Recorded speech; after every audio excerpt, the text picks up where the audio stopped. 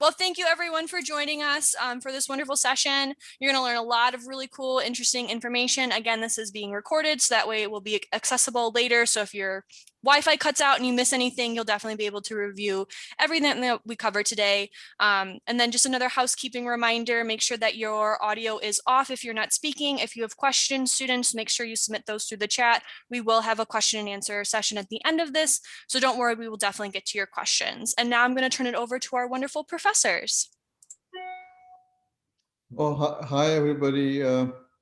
My name is Sumant Acharya. I'm the chair of the Department, Mechanical Materials and Aerospace Engineering. And with me, I have Professor Francisco Ruiz. He's one of our senior professors who teaches the introduction to the profession class, MMAE 100, that you all will take in your very first semester. Okay.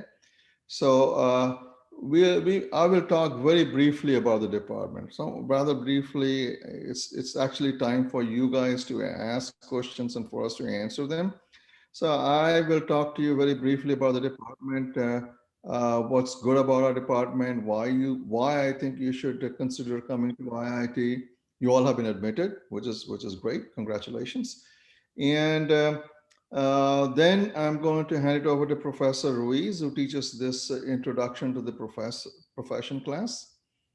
And he's going to talk to you about, let's say, the first class you're going to take here at IIT and how that sets you up for the remaining classes. All right, so here we are in Chicago. So you can see an aerial view of Chicago here. And so we are Illinois Tech, and we are very close to the downtown of Chicago. All right, so here you can see the lakefront, Lake Superior. Many of you are from Chicago, so you probably are familiar with the layout, but we are very close to the downtown. So you can study hard during the day and party during the night. No, I'm just kidding. You're supposed to study hard during the day and study at night, right? That's the goal. Uh, but there's a lot of interesting things for you to do, unlike a small college town campus, and that's an advantage. But I want to talk to you about mechanical, aerospace, and materials engineering. So that's for our department, and I guess some of you are in the mechanical engineering program, some of you are in the aerospace, and some of you are in the material science and engineering program. Uh, First, about mechanical engineering. As I've listed here, mechanical engineering is among the top 5 employable degrees. This includes not just engineering, it includes all fields. It includes medicine, business, law, finance, everything. So this is a survey done by Forbes, and they list mechanical engineering amongst the top. I don't know which one is the number 1 or 2.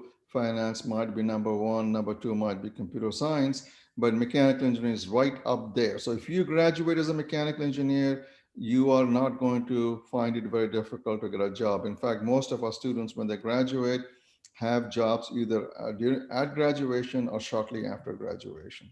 So that's the number 1 takeaway. We are mechanical engineering amongst all engineering disciplines is the broadest.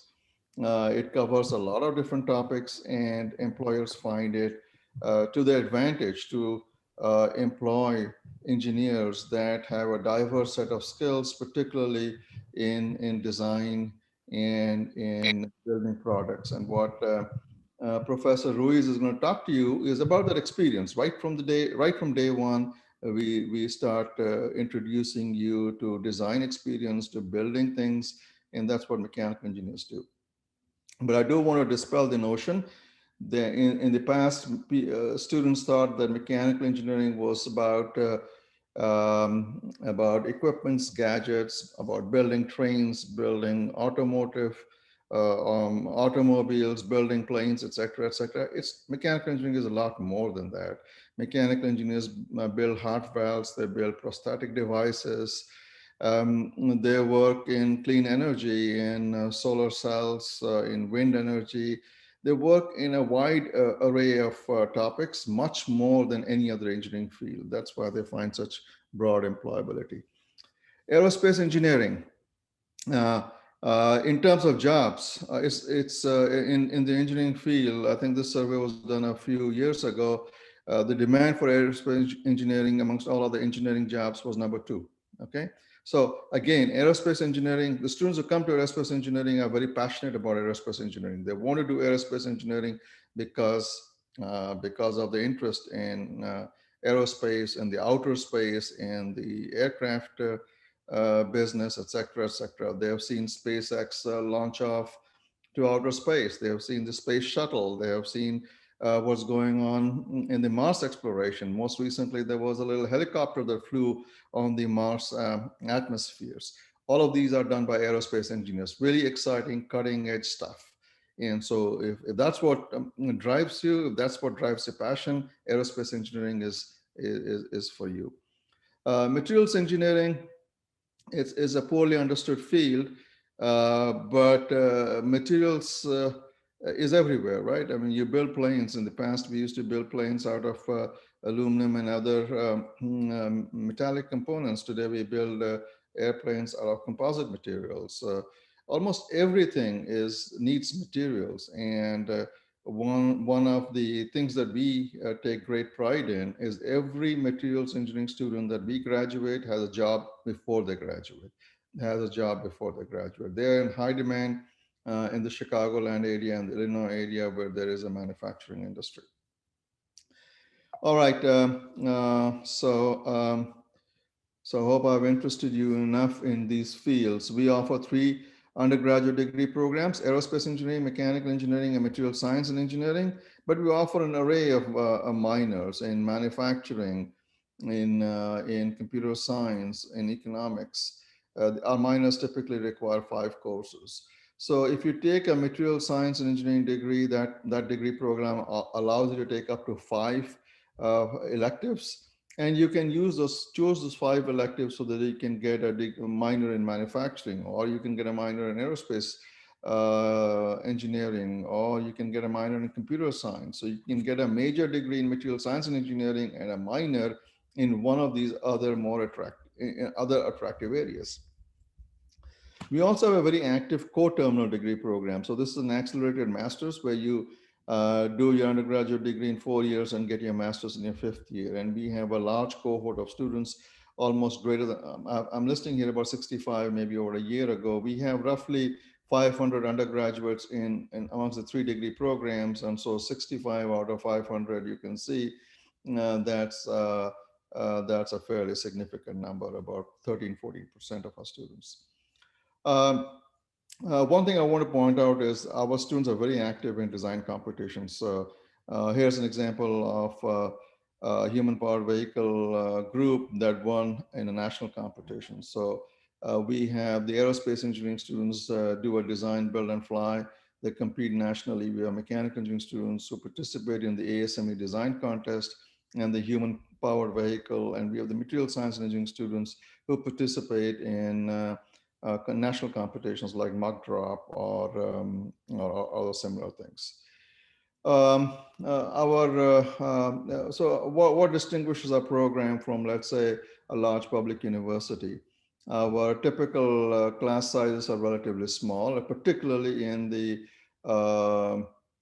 junior and senior level classes. Certainly in the material science engineering and aerospace engineering classes, in the programs, the class sizes are small. We have fairly high retention rate from year 1 to year 2, and the university pays a lot of attention to freshman retention. So there are a lot of programs to help you succeed and to allow you to get help in courses that you're struggling with in year 1, so that you can graduate to year 2. Again, high employability. I mentioned 95% of our students graduates get jobs or are in graduate school either at time of graduation or within a few months. Average starting salaries are excellent.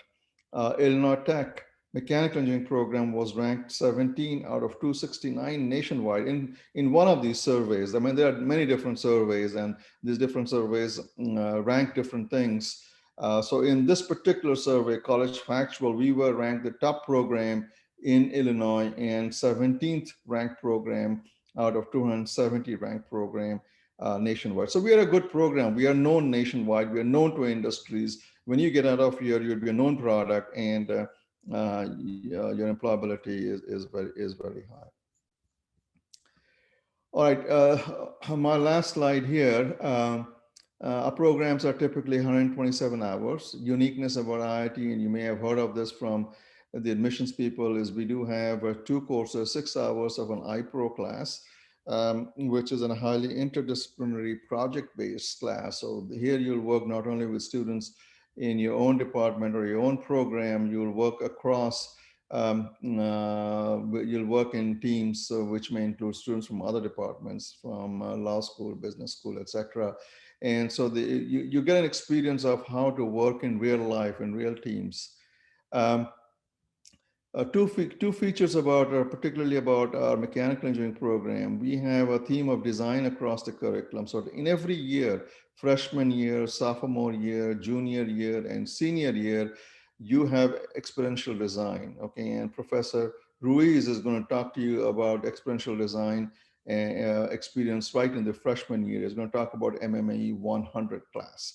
But it's not just the freshman year, it's also the sophomore year, it's also the junior year, it's also the senior year. You get hands-on or extensive design training in each year. It obviously gets increasingly more complex, increasingly more challenging, so that by the time you graduate, you are pretty good at designing and building things. These are skill sets that the industry needs, and we keep currency with all the latest developments in terms of what the industry is using in terms of software, CAD software, and manufacturing skill sets, etc. The other key theme is in our program, at least in the mechanical and also in the aerospace program, is the idea of integrating programming or computation, and again every year of your studies, again freshman year, junior year, and senior year. So we have you get involved with programming, MATLAB, Python, whatever, C++. We want to make sure that when you graduate, you have good capability in terms of programming. Again, a skill set that the industry very much needs. I talked to you about electives and the possibility of getting minors. And I talked to you about the accelerated master's program here. And I also talked to you about smaller class sizes. In material science and engineering, our classes are typically less than 10. In aerospace engineering, typically less than 30. It's only in the mechanical engineering program, which is fairly large program, that the class sizes tend to get larger in size. In the senior year, typical class sizes might be 50, but they could be larger. For classes that are required by all 3 programs, they could be larger than 50. They could be up to 80 or 90, but there are only a few classes like this. But of course, if you go to a public institution like University of Illinois, for example, you will encounter class sizes over 100 in many years of your program. So we pride ourselves in trying to keep our class sizes small. So with this, I'm going to turn over to Professor Ruiz, and he's going to talk a lot about this design, this introduction to the profession, where you begin to get your hands dirty in building things, designing and building things. All right.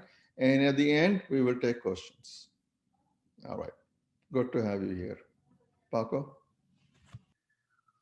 Okay. Hopefully you're seeing a Google document showing the syllabus for the class, MMA 100 Fall 2019, because I'm going to show you pictures from 2019. I have them all handy in one place. And they look better because people don't have their mouths covered. You actually can see their faces better than last year's pictures. So you let me know if you're not seeing it, okay? So what we have here is a very, very quick, kind of jumbled list of the things that we do in the class. There is essentially 4 modules to the class interspersed with a lot of other stuff. So we begin with engineering ethics. So we spend like 2-3 weeks going over ethics in the profession. We cover codes of ethics. We solve ethics cases. It's kind of fun. Sometimes it gets kind of heated. People disagree.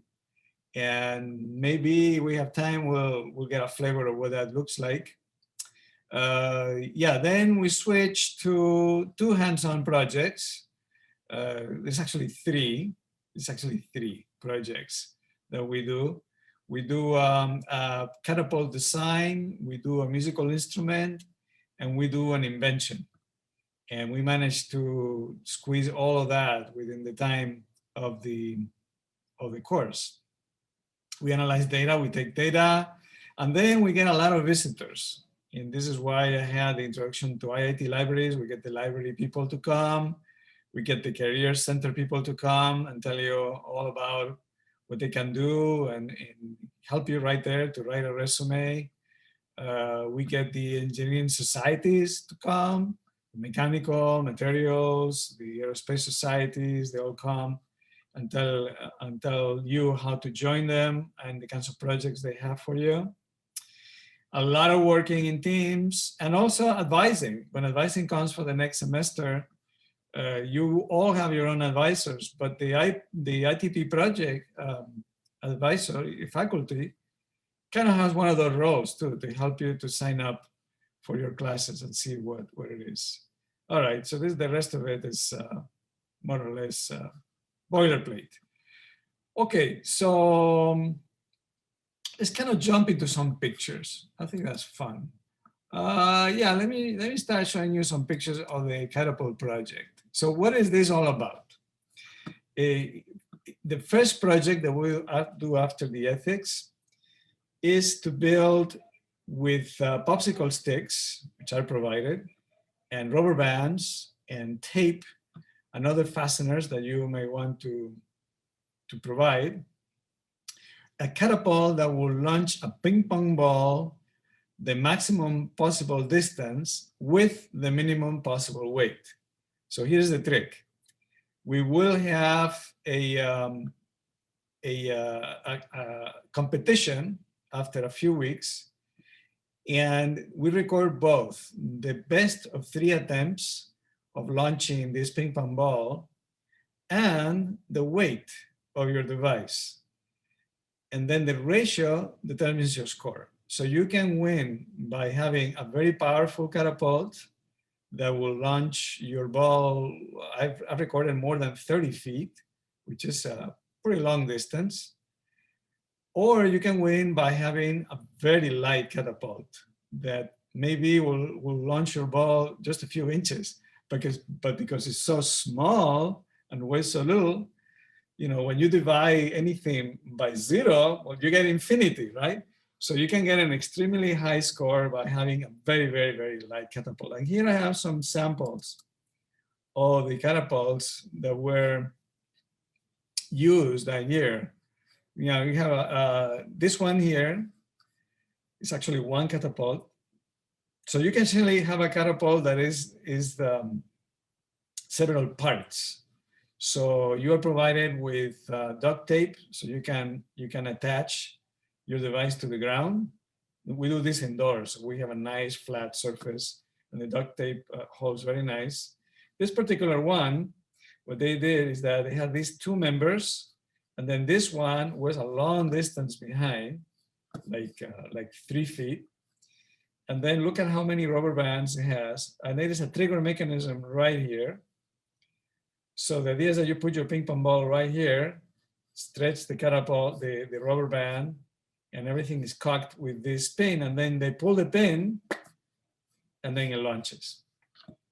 So the trick here is that you need to calculate the angle very well, because depending on the angle, the launch angle, you can reach a longer or a shorter distance. You also need to calculate any possible spin that you gave to the ball, because it does matter.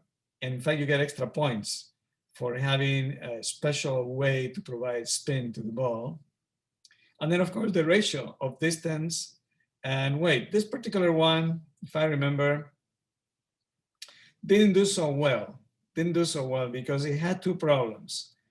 One of them, as you can see, is the weight. It had a lot of weight, and some of it was really unnecessary weight. Like these members here were actually necessary, because if you don't have these reinforcements, the whole thing will collapse from the tension. So you need to have a triangle, and everything needs to be very strong. But why did you need to have, I don't know if you can appreciate it, 3 popsicle sticks here, what one would have done? So this is a necessary weight. Now, when we come here to the pin, they didn't need to have so many popsicle sticks. This could have been easily half the weight. So they could have saved a lot of penalty from that. It actually worked pretty good. It launched a fairly long distance, but when you divide it by the weight, which was rather excessive, they didn't do so well. This one here, it's a different kind of concept. So it has a track, right? And the angle is controlled by the geometry of this. So it's kind of an optimized angle as given by a spreadsheet that I will show you after this. And it had the ability to impart spin to the ball. So as you can imagine, as this thing is moving forward, the ball is kind of rotating forward, okay? Unfortunately, that is exactly the opposite sign of the spin that you want. You know, you actually want the ball to spin backwards, so it will reach the longest distance. So they got points for imparting spin, but actually in performance, this ball had a tendency to sink kind of quick instead of reaching a longer distance. It's lighter, and I forgot if it is better. I don't think it is better than this, just because of the negative spin that it had. Okay, here you have the Roman style catapult. It's very popular. I think it's popular because you can find pictures on the internet easily. So it requires less creativity, but you lose creativity points. The only thing this has that is kind of special, look at this little rubber band here. The point of this rubber band, the creators had it so that as the ball kind of rolls, gets pushed, it has a tendency to move out, and this rubber band kind of grabs the ball and it gives it a backward spin, which is precisely what you want to reach a long distance. So they got good points for distance, they got good points for design. It could have been lighter, and as you can see, it's not that sturdy. All the connections are made with rubber bands, which works against them. This one here is very similar, okay? And this one has like a locking mechanism using 2 spoons. That's allowed, you can use parts of a spoon. And it's pretty much like a slingshot design. Let's see, I have more pictures. Yeah, more pictures. This one got points because it had, again, the rubber band feature in order to impart spin. Oh, look at that. I made it bigger. How did I do that? Okay. All right.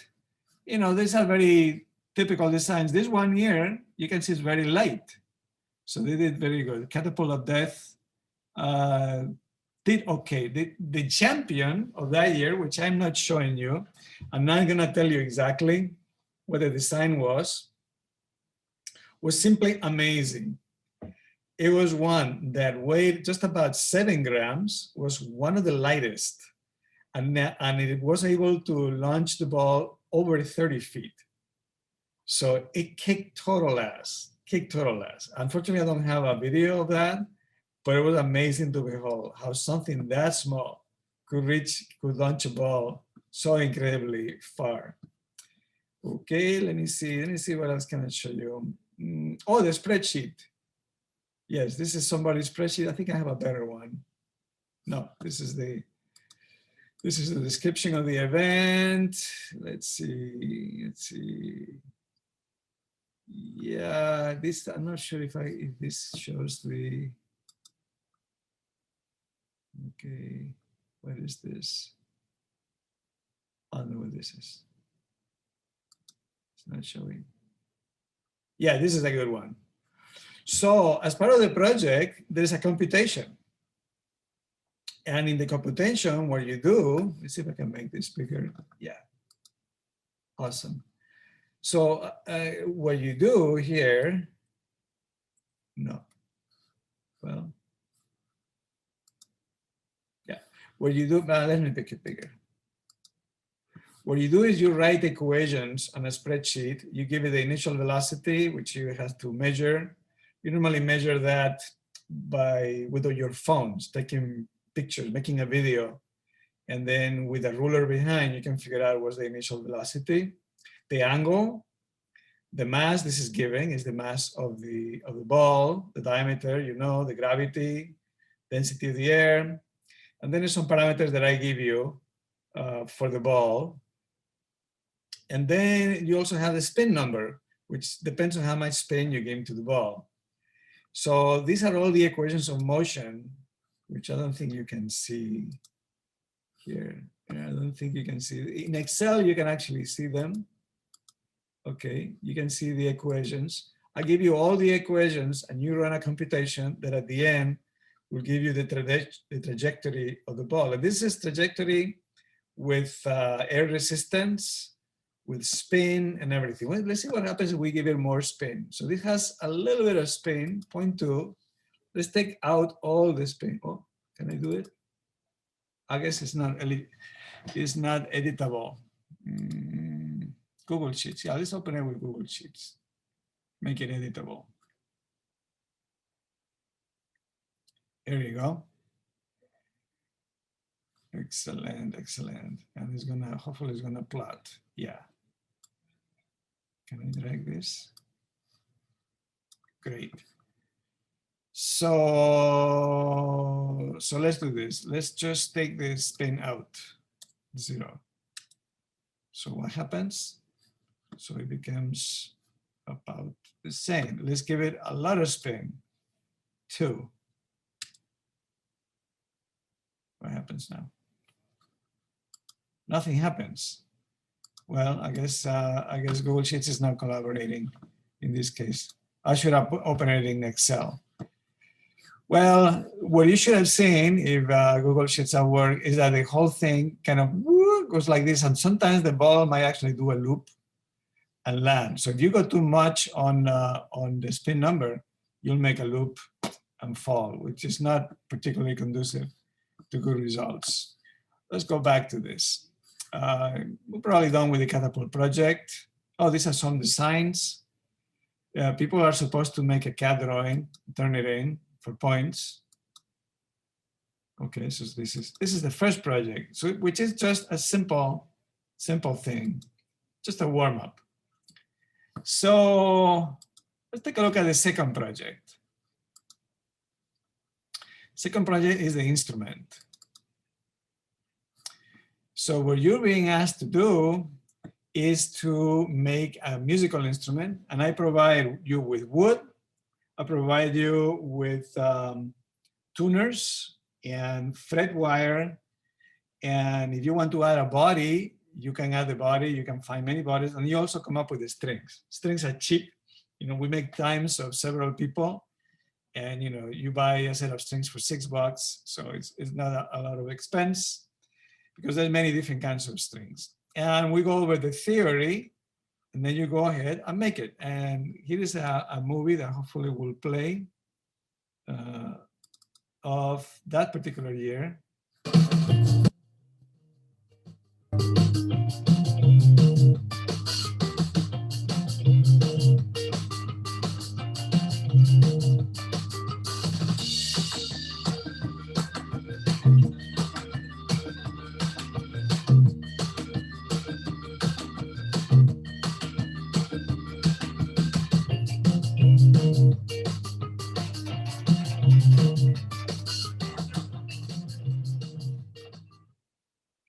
So that's movie 1. I have another movie just like it with more people. It's a ukulele. It's a violin.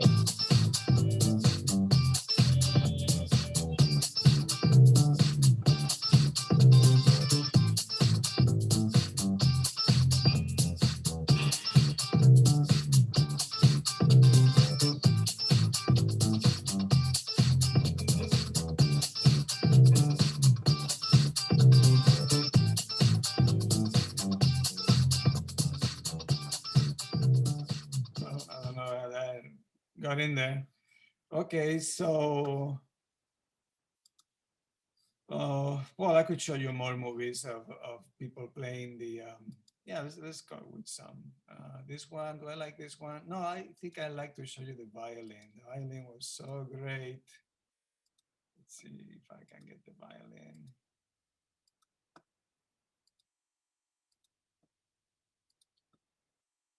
The majority, as you can imagine, were ukuleles because they are easier. Oh, here's the violin. I love this one. Okay, let's open this.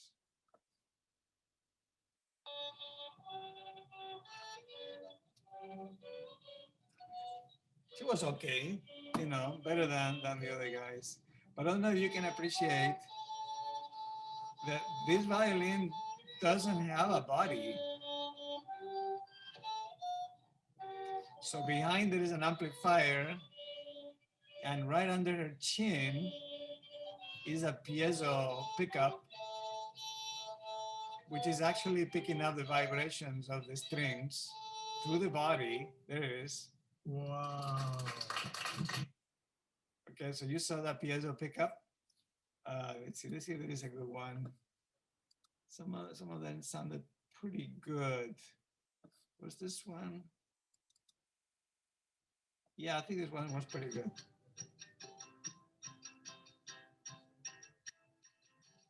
Ukulele. So what is the difficulty here? Let's see if we can see one that will show. Here is another ukulele. The difficulty, I'm gonna actually stop it if he will take his hand away. Okay, this one is acoustic and electric. Not that great, not that great. Let's get somebody else who plays better. Ah, this one is inverted. No, this one is not inverted. So this one has the pickup right here at the top, the vibrations. Okay, so as a start, you start giving energy to the strings vibrate, then they transmit the vibration to the body transmits the vibration, the pickup picks them up, and it fits into the amplifier here, and then you can hear them. And this actually works surprisingly well. So you can get away with not having a body at all, having an electric one, or you can have a body, in which case it helps. This one is kind of the wrong way. This one is an inverted one. Because when it's electric, you can just put your pegs on the other end, and this is actually the top. Makes it easier to play, and it's more compact. And I made a whole bunch of them. I don't know if you can see it in my camera, but when the students are making theirs, I also make one to accompany them. And this one has a pizza pan, a doggy ball on the other side, and there's the normal kind of construction. It's also electric. It has a pickup inside. Okay, and it has this bridge. I don't know if you can appreciate it. That the bridge, there's a gap. There's a tiny little gap between the neck and the pizza pan right here. Right here, you can see the window through it. Okay, I do that with some spacers there. There is also a gap between the bridge here, and the neck. The idea being that the vibrations gets transmitted through the bridge directly to the metal, and then you don't lose any energy. So it sounds pretty good. You can make, just with a humble pizza pan, you can make something that really sounds terrific. Now, of course, mine typically sound better because I've done it for a number of years. But there is some amazing ones that people have made with a lot of time that they spend on this. Okay, so this is a few weeks, the instrument project. And then to finish off, we have a last project, also done by teams, in which people are supposed to invent something that is potentially patentable. So I'm just going to show you some stuff. I will be going fast because it's preparatory stuff, especially since we're being recorded. So I won't describe much, but I asked them to write a patent, like if they were going to actually patent it, and bring a prototype as well. So this was what? This was a combined hammer and screwdriver and stuff. Okay, this was what? It's kind of a device. What is it? Geez, I don't know, but they are going to file for a patent completely. What was this? This is a glove kind of thing. So, oh, this one is amazing. I'll show you some pictures of the prototype. These guys got into real trouble because they 3D printed the prototype. They went to the DS shop, and it has electronics. And they were telling at DS shop that it was a weapon. Okay, actually, no, it's a kind of a self-defense unit. They were telling them, oh, we're making a weapon. And they got in trouble. It's like they almost called the campus police. No, you can't make a weapon here. This is bad. Okay, this is a zipper sort of thing. This one I cannot show you because they're actually gonna go commercial. So this is the prototype of the what they call a taser. Actually, by the time we saw it, it was non-functional. But the idea is that you put this like a glove, and you have this bracelet, and in a fully realized prototype, it will throw kind of a taser pins like this, and you will activate it like you are Spider-Man. So you will throw these pins, and it will just throw these things and attack somebody, and you defend yourselves, you know. But we defused the whole thing, okay? The thing really was not operational by the time it was demonstrated, although one of the students insisted that it had been operational at some point, okay, but nothing, okay, no more weapons, no more weapons. We don't want weapons in the lab. Okay, so that is a real quick show. You know, I see we still have like 15 minutes for questions and everything. Maybe that's the time when you can ask questions. I'm gonna stop sharing, okay, and ask me anything you want about this course or anything for that matter. So the best way to do it, you know, I think Kaylin is watching the chat, but it might be better to just unmute yourselves and ask the question straight so everybody can hear you.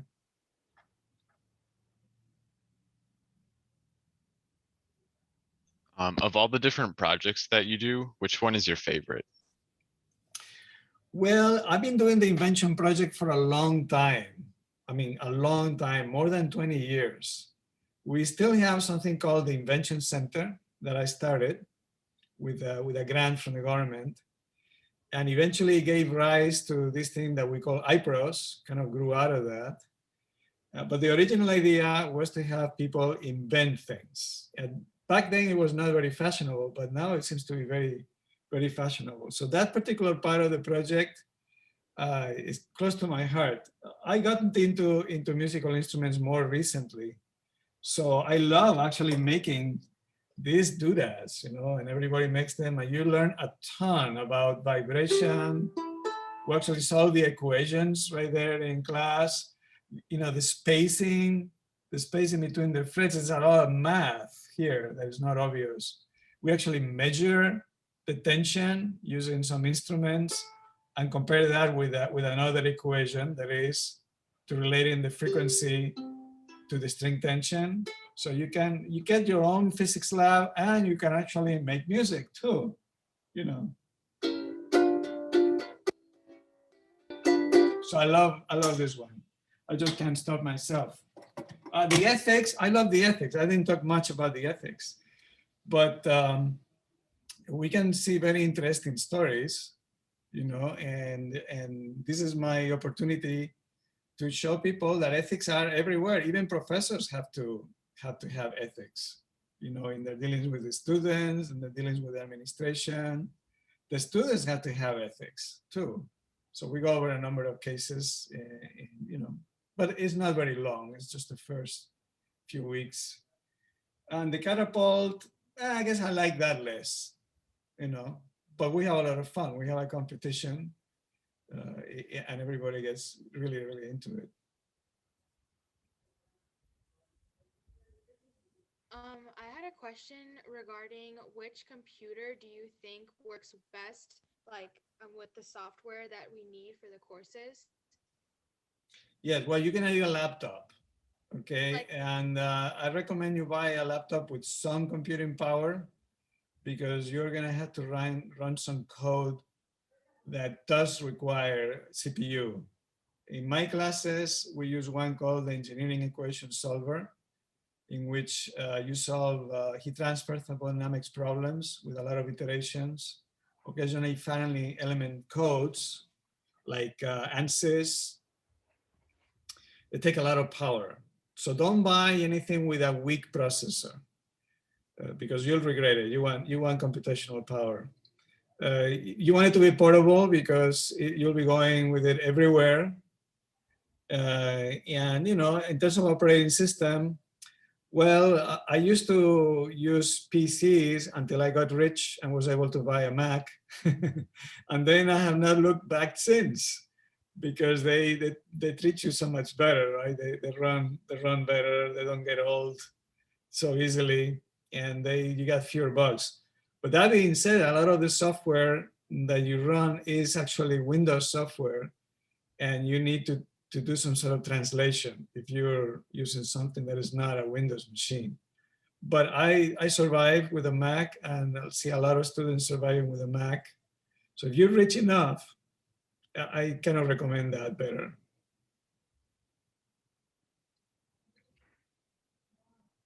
I also had a question regarding, so I saw on the pamphlet that we received that we would have to take a placement course to see if we can get into Math 151. However, Yes. I'm AP Calculus AB, and it said that if I get a 4 and above, I will receive the credit for that class. So Yes. if I do, what class would I take instead of Math 151? Like, will I not take a math that semester and then go on? No, you'll take Math 152. Okay, and then You need to take, yeah, you need to take a lot of math. In fact, this may be a good time to show you the program chart. Let me try to find the MMA. Let me show you the ME program chart. Okay, so what I'm showing here is the program chart. Very, very useful. If you go to curriculum for IIT, the whatever it is, the mechanical engineering, aerospace engineering, one of the first links you have is the program chart. It's very useful because it shows you not only the courses, but it also shows you how they depend from each other. So the solid arrows are prerequisites, meaning that you need to have finished and passed the previous course before you can take the one that follows. The broken arrows are co-requisites. So these are courses that can be taken at the same time. But you cannot take, for instance, Physics 123 if you haven't taken or are taking Math 151. Okay, so let's say that you have credit for Math 151. You cross it off and then take one Math 152 instead. And you will use it. And you know that there's a bunch of courses that go on a chain. You know, after this one follows and this one follows. And some of the chains get kind of tight without much room for maneuver. And that's bad, but that's the way engineering is. So if you can advance your math, you're in good shape. Okay, the problem is when you start falling behind. Like, let's say that you don't place into Math 151. That means you place into Math 148, okay? Which you take first, and then you take Math 151. So you're already one semester behind. Not a good situation. So try, if you get AP credit, fantastic. If you don't, get good enough so you can place into Math 151. You don't get sent to 148, which is kind of, shall we say, remedial. Okay, I don't want to say it, but you really you want to place into Math 151 or beyond. other courses you might have AP credit for. People might have computer science, which is this course here. People might have chemistry. Chemistry is cool, but you see, not that much depends on it. The MS201 depends on it, but you can procrastinate this forever because nothing depends on it. You can take it in the senior year if you want. Not that I recommend it, but you could. But the ones that are on these tight dependencies, you cannot put them off. You really have to take them in sequence. Hope that clarifies things. Yes, that does. Thank you. Yeah. We have about 5 minutes left if there's any other questions that you guys want to ask. Hey, you mentioned in that previous project that some of your students actually took a commercial. Does that happen often? No, it doesn't happen very often, but it does happen. So the particular one of that one that I kind of flashed through and didn't really dwell too much on it was a log for a skateboard. And one of them has been thinking about it for a while, convinced the members of the team, let's make this one. And they were very slick because they had a prototype that worked perfectly well. It would lock a skateboard and would be removed easily. And it was very small. It's a part about this big, made of steel. They had a prototype. And in fact, they actually researched the patent too. So they knew where was the similar patents, how it would be patentable. They could just go ahead, patent it, and start. The only thing they were missing was kind of a full business plan on how to do it. So I haven't followed them, but I think they could. I encourage them, go ahead, make yourselves millionaires.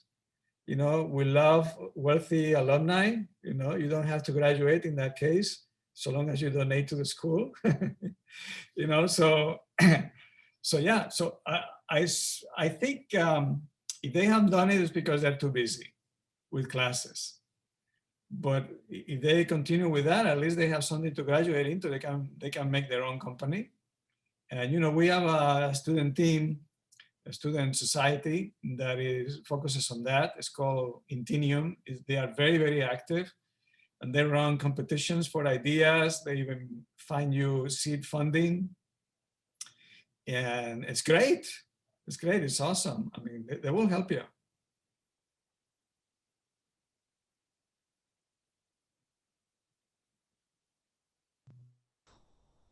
I had a question regarding when do you recommend we start signing up for our classes? If you have AP credit, you really have to wait until the AP credit comes through, because otherwise you don't know what you're signing up for, right? So if you are not expecting AP credit, you can start kind of right away, as soon as you pass your high school. And just for students, once you deposit, that's when you're going to be able to register for SOAR orientation. And that's also where you're going to get more information about how to register for classes, as well as your academic advisor's information. So once you submit that deposit, that's when you're going to get a lot of that contact information to start asking these questions then as well.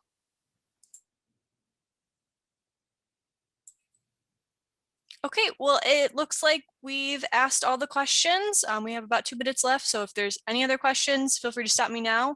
But otherwise, thank you all so much for attending this webinar. Like I said at the beginning, you will be able to have an access of the recording later on. So if you miss anything, your internet cut out at one point, you'll be able to access this. So thank you all for attending this. We hope you enjoyed and learned a ton. What's also really great is that, May 1st is just around the corner. So if you have any questions, feel free to reach out to your admission counselor. We're happy to answer those questions, whether it's about finances or next steps and things like that. But thank you guys all so much, and have a fantastic Wednesday.